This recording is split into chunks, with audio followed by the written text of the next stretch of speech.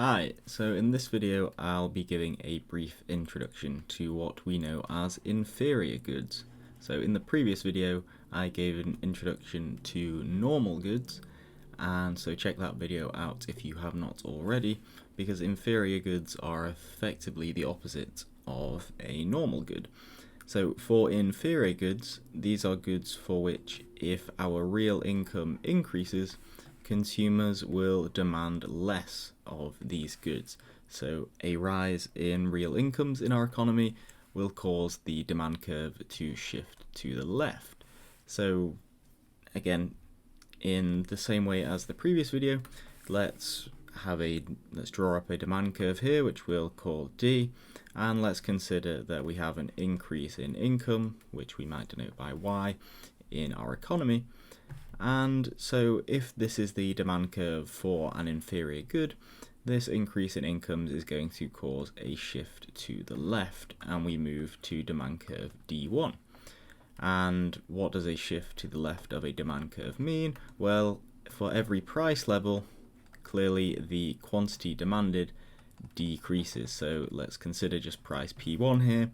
We initially would have had quantity Q1 demanded, and now we only have quantity Q2 demanded, so that decreases, and the same is true for every price level. If we were to draw across from any of these points on the vertical axis, we have a reduction in demand. So why would we have a good for which an increase in income causes us to reduce our demand? It seems maybe somewhat counterintuitive that having more money will lead us to demand less of a good. But the point here is that this is demand for a specific good. We're not talking about a reduction in demand for all goods when our income increases, just a demand for one good in particular. So this demand curve is not for our whole economy, it's our demand curve for one good. So if we look at some examples, a good one to use is Primark clothing, or we can just generally think of low quality clothing, as Primark is quite a cheap store. And just in general, this low quality idea is something that we can generally think of, that when our incomes increase, we tend to want to spend more on more expensive goods, and in turn we reduce our consumption of cheaper goods. So if we are, say, a relatively poor person who doesn't have much disposable income, we may be consuming our clothes from Primark and getting lots of off-brand or unbranded clothing. However, when our income increases, and if it increases substantially, we may start moving to brands. So we might get, Calvin Klein clothing, or start shopping at Abercrombie stores and things like that. And we no longer buy these low quality clothes, we prefer to buy better quality stuff. And so another example might be bread.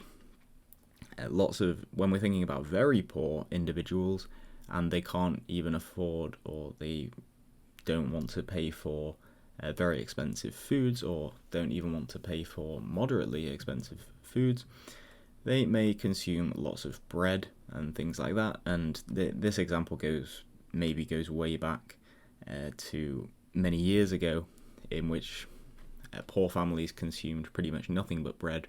And as our incomes as a society have tended to increase, we now don't consume that much bread anymore, because our incomes have increased such that we can purchase lots of other foods, and we purchase meals instead of just consuming bread. So of course we do still eat bread, but this used to be a staple diet of many households, and people consumed, or many poor individuals consume nothing but bread.